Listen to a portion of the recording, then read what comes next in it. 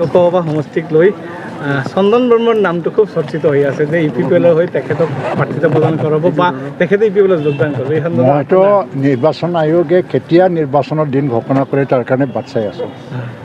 1.5 মাহ আগত মোৰো নাম চৰ্চা আছে। কোনে কৰে মই নাজানো। এইটো চন্দন ব্ৰহ্ম কেণ্ডিডেট হ'ব পাৰে তেনেকুৱা চৰ্চা ক'ৰ পৰা আহিছে মই নাজানো। যোৱাকালিলৈকে প্ৰমোদ বড়ো ডাঙৰীয়াৰ লগত একেলগে মিটিং কৰিছোঁ আমি। হয়, কিবা এটা কথা ওলাইছে চন্দন ব্ৰহ্ম BPFৰ প্ৰতি বেয়া পোৱা আছে বা মানে ভাল নাপায় আজিকালি। BPF এৰিব খোজে, UPPLৰ লগত কাম কৰিব খোজে, কিন্তু UPPLত সোমাব বুলি তেওঁ কথা কোৱা নাই আজিলৈকে। কোনোবা যদি তেওঁলোকে মানে বিনা চৰ্তত যদি নৈতিকভাৱে আমাক সহায় কৰে আমাৰতো ক'ব লগা নাই। আহিলে আমাৰ এইটো ল'ব নল'ব আৰু কেনেকৈ ল'ব, কিহৰ ভিত্তিত ল'ব, এইবিলাকত নিৰ্ণয় কৰিবৰ কাৰণে সভাপতি আছে আৰু ছিনিয়ৰ লিডাৰ আছে ৰণবীৰ নাৰ্জাৰী, ৰাজু নাৰ্জাৰী। দলত এইটো বিচাৰ বিবেচনা হ'ব আৰু তাৰপিছতে মই ক'ব পাৰিম। মই ক'বলৈ কোনো কৰ্তৃত্ব নাই ইয়াৰ ওপৰত। চন্দন ব্ৰহ্ম অহাটো এতিয়ালৈকে নিশ্চিত হোৱা নাই তাৰমানে মই নাজানো, কাৰণ মই আৰু এতিয়া এইবিলাক বিষয়টো মোৰ বিষয় বুলি মই ধৰি নলওঁ। আহিলে আপোনালোকৰ কোকৰাঝাৰত যে প্ৰাৰ্থিত্ব প্ৰদান কৰাৰ কথা চলিছে, যদি আহে কিমানখিনি লাভ হ'ব বুলি ভাবে? প্ৰাৰ্থিত্বৰ কথা প্ৰদান আমাৰ দলৰ মাজত চলাই নাই। মই যোৱাকালিলৈকে প্ৰমোদৰ লগত কথা পাতিছোঁ। এই প্ৰাৰ্থিত্ব দিয়াৰ কথা মই শুনাই নাই, তেওঁ কোৱাও নাই। তেওঁ যদি বিনা চৰ্তত যদি প্ৰথম মানে UPPLক সেৱা কৰিব বিচাৰিছে, ইয়াত ক'ব লগা একো নাই। কিন্তু মানে প্ৰাৰ্থিত্ব প্ৰদানৰ কথা দলৰ মজিয়াত বা কোনো নেতাবিলাকৰ মাজত আজিলৈকে আলোচনাই হোৱা নাই। মোৰ লগতে আলোচনা হোৱা নাই। যদি হোৱা হ'লে যোৱাকালি ক'লেহেঁতেন। যোৱাকালি আমি তামোলপুৰত আছিলোঁ। আৰু কথাটো হৈছে কি, নিৰ্বাচনৰ আগে এইবিলাক কথাটো বাহিৰত ওলায়। চন্দন ব্ৰহ্ম নিজেই কোৱা নাই UPPLত মানে জইন কৰিম বুলি, কোনোদিন কোৱা নাই। ক'ৰবাত লগ পাইছে, কাৰোবাৰ লগত ব্যক্তিগত আলোচনা কৰিছে, আমাক বেয়া পোৱাৰ কথা কৈছে আৰু লাগিলে UPPLক সহায় কৰিম বুলি কৈছে। সেইবিলাক কথাৰ ওপৰতে আমি দলীয় সিদ্ধান্ত ক'ব নোৱাৰোঁ। যদি চন্দন ব্ৰহ্ম আহে UPPLৰ লাভান্বিত হাইপথেটিকেল এইটো আৰু হাইপথেটিকেল বিষয়ৰ ওপৰত কিমান আলোচনা কৰিম। মানুহ আহিব মানে কিয় লাভ নহ'ব? চন্দন ব্ৰহ্মৰ ভোটটোতো অন্ততঃ এটা হ'লেও আমাৰ প্লাছ হ'ব না। কিন্তু এই বুলি দলীয় পৰ্যায়ত সিদ্ধান্ত লোৱা এটা ষ্ট্ৰেটেজিক বিষয় আৰু তাত কৰ্তৃত্ব অকল সভাপতি আৰু দলীয় বিষয়ববীয়াৰে আছে। Thank you. ইতিমধ্যে এটা মাইলষ্টন কৰিছে 2023 আজি তাৰ স্বীকৃতি প্ৰদান কৰা হ'ল চৰকাৰী ফালৰ পৰা। সমগ্ৰ অসমত প্ৰায় 4,13,400 ছাত্ৰ ছাত্ৰীসকলক আজি আনন্দৰাম বৰুৱা বঁটা প্ৰদান কৰা হৈছে আৰু ইয়াত 15,000 টকাকৈ দিয়া হয়। 2019লৈকে 2005 পৰা লেপটপ দিয়া আঁচনি আছিলে। এইটো 20ৰ পৰা এইটো কেছ টকা দিয়াটো আৰম্ভ হৈ গ'ল। চিৰাং জিলা 325জন ছাত্ৰ ছাত্ৰীয়ে এইটো পাবলৈ সক্ষম হৈছে। TBT যোগে অলৰেডি পইচাবিলাক ট্ৰেন্সফাৰ হৈছে।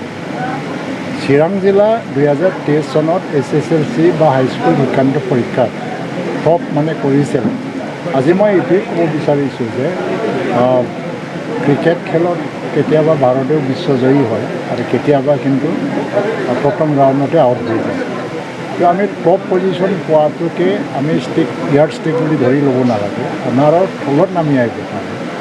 শিক্ষা বিভাগ আৰু শিক্ষক গাৰ্জেন চবেই মিলি পেলাই এই লেভেলটো যাতে মেইনটেইন কৰে, যে কেইবা বছৰলৈকে কমচে কম চিৰাং জিলা টপ 5ৰ ভিতৰত থাকিবই লাগে। যদি নেক্সট ইয়াৰতো টপ 1ত আহি যায় তেতিয়াতো প্ৰশংসনীয় এটা পদক্ষেপ। কিন্তু একবাৰ আমি টপ পজিশ্যনত আহিছোঁ বুলি আমাক মানে এনেকুৱা চাৰ্টিফিকেট দিব নোৱাৰি যে চিৰাং সদায় ভাল হৈ যাব। কিন্তু আমাৰ চেষ্টা যদি হয়, আমি প্ৰমাণ কৰি দেখুৱাইছোঁ 2023ত যে শিক্ষা বিভাগে কাম কৰিব আৰম্ভ কৰিলে, শিক্ষকসকলে ক্লাছ কৰিবলৈ আৰম্ভ কৰিলে, গাৰ্জেনবিলাকে খবৰ দিবলৈ আৰম্ভ কৰিলে, ছাত্ৰ ছাত্ৰীয়ে মানে এই গোটেইবোৰ পৰিৱেশ পাই পেলাই ভাল পৰীক্ষা দিলে। তাৰ কাৰণে ভাল ৰিজাল্ট পাইছোঁ। এইটো যদি আমি ধৰি ৰাখিব পাৰোঁ, ভৱিষ্যতত চিৰাংটো সদায় মানে নাম উজ্বলি থাকিব মই ভাবোঁ।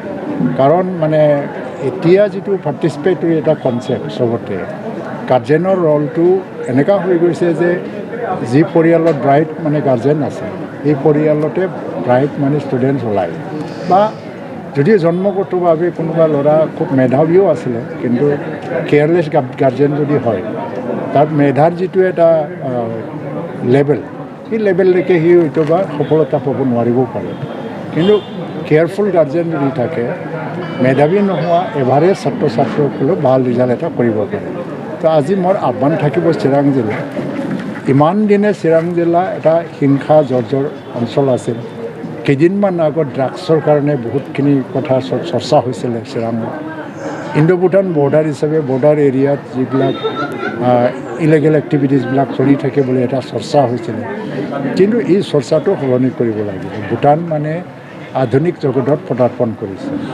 উন্নতিৰ পথত তেওঁলোকেও আগবাঢ়ি গৈ আছে আগন্তুক 20 বছৰত নতুন ভূটানৰ চেহেৰা আমি দেখিবলৈ পাম ইয়াৰ দ্বাৰাদি আমিও খোজ মিলাই পেলাই আগবাঢ়ি যাব লাগে ভাৰতবৰ্ষ যথেষ্ট উন্নত কিন্তু চিৰাঙত বিভিন্ন ধৰণৰ সামাজিক আৰু বিভিন্ন ধৰণৰ আৰ্থিক সমস্যা এইবিলাক সমস্যা থকাৰ কাৰণে আমি উন্নতি কৰিব পৰা নাই যদিও ইয়াত এটা ইণ্ডাষ্ট্ৰি আছে কিন্তু মানৱ সম্পদ গঢ় দিয়াৰ ক্ষেত্ৰত যেনেকৈ যোৱা বছৰৰ পৰা আমি গোটেই অসমত এটা চৰ্চাৰ বিষয় হৈছে জিলা হিচাপে সেইটো যদি আমি বৰ্তাই ৰাখিব পাৰোঁ ধৰি ৰাখিব পাৰোঁ তেতিয়া চিৰাং জিলা খুব মানে মডেল জিলা হিচাপে প্ৰতিষ্ঠা কৰিব পাৰিব আৰু উন্নত জিলা হিচাপে আমি প্ৰতিষ্ঠা কৰিব क्रिसमासनि बाम्पार अफार उदालगुरि नोगोरनि शंकरदेव मिशन हाई स्कुलनि साखाथियाव थानाय रेगे-रेगां दख'ना गलायाव लफाय एफ&एफ महर ब्रेन्ड बिबार ब्रेन्ड आर'नाइ ब्रेन्ड जुरिपाट माथानि बायदि बायदि रोखोमनि दख'ना आर'नाइ ब्लाउस फालि आरो बर'नि साबसिन हामसिन आगरनि जिफोरखौ हलसेल आरो रिटेल मोन्नैबो बेसेनाव बायनो हागोन बेनि थाखाय नोंथाङा 7896313108 एबा 8471820909 जानबुं नाम्बाराव सुलाद लानो हागोन